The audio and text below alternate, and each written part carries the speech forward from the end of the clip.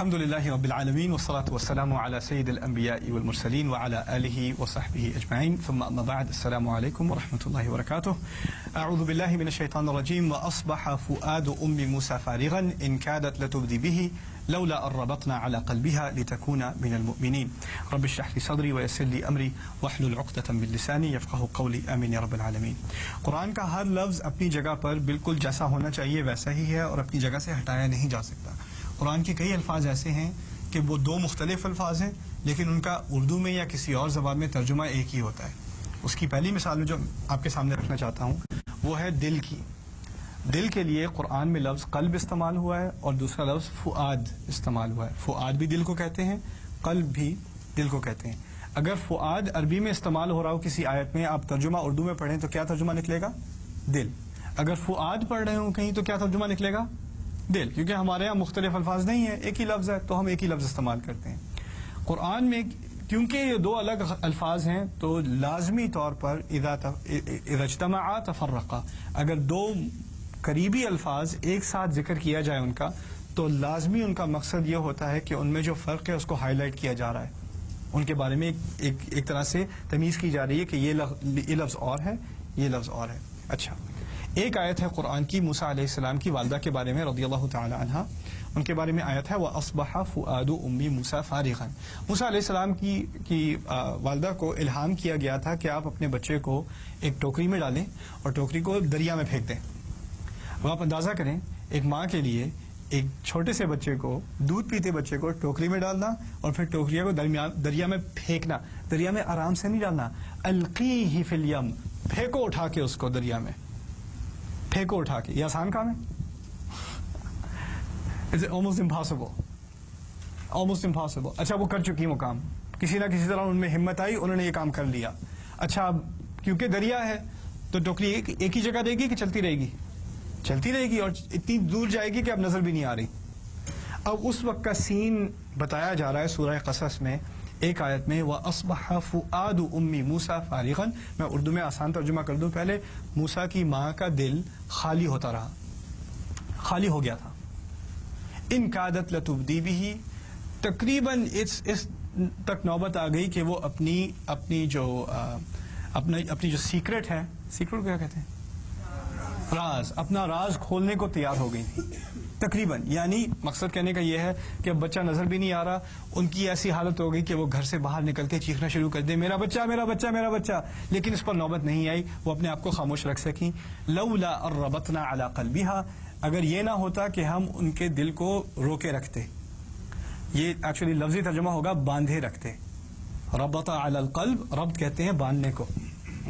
لولا ان ربطنا علی قلبها، اگر اب ان کے دل کو باندھے نہ رکھتے، لتکون من المؤمنین، تاکہ وہ ایمان والوں میں سے رہیں. یعنی ان کو ایمان رہے کہ بچہ واپس آئے گا. اللہ تعالیٰ کا وعدہ تھا کہ بچہ واپس آ جائے گا.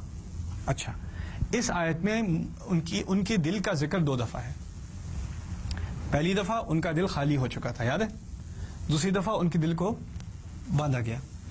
مزے کی بات یہ ہے کہ پہلی دفعہ جب دل کا ذکر کیا تو فؤاد کا لفظ استعمال ہے عربی میں.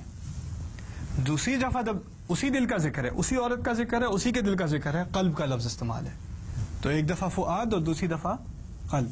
اردو ترجمے میں یہ بات واضح ہے کہ نہیں؟ اردو ترجمے میں ان کا دل خالی ہو گیا اور ان کے دل کو باندھا گیا. دل اور دل ایک ہی لفظ استعمال ہوا ہے، ٹھیک ہے نا. تو اردو میں اور کسی بھی اور ترجمے میں، انگلش میں ہارٹ اینڈ ہارٹ، کوئی ترجمے میں فرق پتہ نہیں چلے گا آپ کو. اگر فرق ہے تو عربی میں ہے، فرق ہے تو عربی میں ہے. تو اس کو سمجھنے کی کوشش کریں. اب فؤاد اصل میں عام لفظ نہیں ہے دل کا.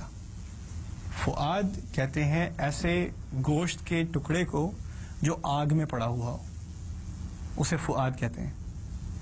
یہاں تک کہ باربیکیو جو میٹ ہوتا ہے نا آپ کا، اسے لحم فعید کہتے ہیں. فؤاد سے ہی نکلتا ہے وہ لحم فعید، ایسا گوشت جو آگ میں پڑا ہوا ہو.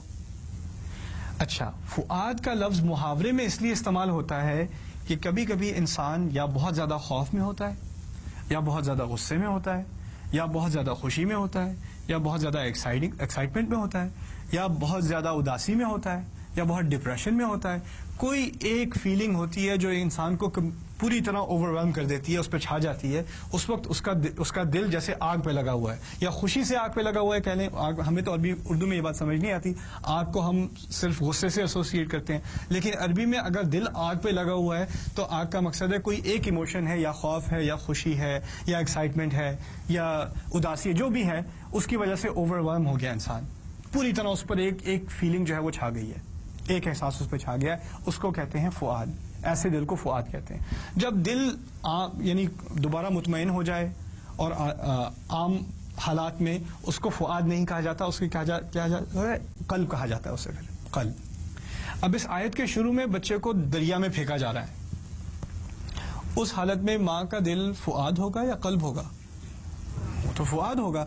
وَأَصْبَحَ فُؤَادُ أُمِّ مُوسَىٰ فَارِغًا إِن كَادَتْ لَتُبْدِي بِهِ.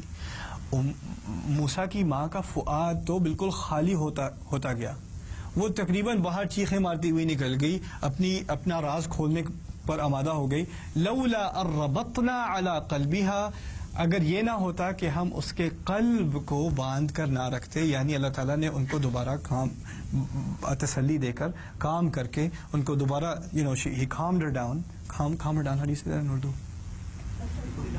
اطمینان دے کے ان کو دوبارہ مطمئن کر کے اگر ان کو تسلی نہ دی ہوتی تو وہ فؤاد کا فؤاد ہی رہتا، اور اگر فؤاد ہی رہتا تو وہ باہر آ کے سب کو بتا دیتی کہ یہ میرا بچہ ہے، اور بچہ سروائیو نہ کرتا. اللہ تعالیٰ نے غیر عادی طور پر ان کو تسلی دی، اس سچویشن میں ان کو تسلی دی. اس میں بہت سارے دروس ہیں. ایک چھوٹی سی بات میں کر دوں ابھی، وہ یہ ہے کہ ہماری زندگی میں کبھی کبھی ایسی سچویشن آتی ہے، ایسے حالات آتے ہیں کہ ہمارا دل بالکل فؤاد بن جاتا ہے، یا غصے سے، یا اداسی سے، یا کسی حادثے کی وجہ سے، کسی خبر کی وجہ سے دل ایک دم سے بالکل اوور ویلم ہو جاتا ہے. اور ان حالات میں کیونکہ یہ نبی نہیں ہے، یہ عام عورت ہے، یہ صحابیہ تو ہیں لیکن پھر بھی نبی نہیں ہے، اور اس ربط القلب کا ذکر کئی مرتبہ قرآن میں ہے اور کئی مرتبہ غیر نبی کے لیے ہے. مقصد یہ ہے کہ یہ تحفہ اللہ تعالیٰ صرف انبیاء کو نہیں دیتا، یہ ہر مسلمان کے لیے اللہ تعالیٰ کی طرف سے تحفہ ہے. اگر اللہ تعالیٰ کی طرف سے دل کا اطمینان ڈھونڈو گے کسی مشکل حالت میں تو ملے گا. اللہ تعالیٰ سے صرف دل کا اطمینان اس وقت نہیں آتا کہ جب آپ ذکر کریں اور اللہ تعالیٰ کی یاد میں کریں، لیکن جب آپ کے مسائل چل رہے ہوں گھر میں، یا کوئی مسئلہ ہو آپ کی صحت کا، کوئی اور مسئلہ ہو، اور آپ کو دل کا اطمینان چاہیے، اس وقت بھی اطمینان اللہ تعالیٰ کی طرف سے آئے گا. لولا ربطنا علی قلبها لتکون من المؤمنین. ایک بڑی عجیب آیت ہے قرآن کی سورہ اسراء میں، ان السمع والبصر والفؤاد کل اولئک کان عنہ مسئولا. آپ کا سننا، آپ کا دیکھنا اور آپ کا فؤاد، اب میں ترجمہ نہیں کر رہا دل، میں کہہ رہا ہوں فؤاد. آپ کا سننا، آپ کا دیکھنا اور آپ کا فؤاد، ان تمام کے بارے میں پوچھ گچھ ہوگی، ان تمام کے بارے میں پوچھا جائے گا. عجیب آیت اس لیے ہے کہ سننا تو سمجھ میں آتا ہے، دیکھنا بھی سمجھ میں آتا ہے، جو کچھ سنا اس کے بارے میں پوچھ گچھ ہوگی. کیوں سنا بھائی؟ کیوں غیبت سنی؟ کیوں کسی کے بارے میں جھوٹ سنا؟ کیوں فضول باتیں سنی؟ دیکھا کیوں؟ دیکھا کیوں؟ نظر نیچی نہیں کی؟ کیوں خراب چیز دیکھی؟ اس کے بارے میں پوچھا جائے گا. انسان جب کسی ایک ایموشن کی وجہ سے اوور ویلم ہو جائے، بہت زیادہ ایکسائٹیڈ ہو جائے، تو پھر غلطی کر بیٹھتا ہے.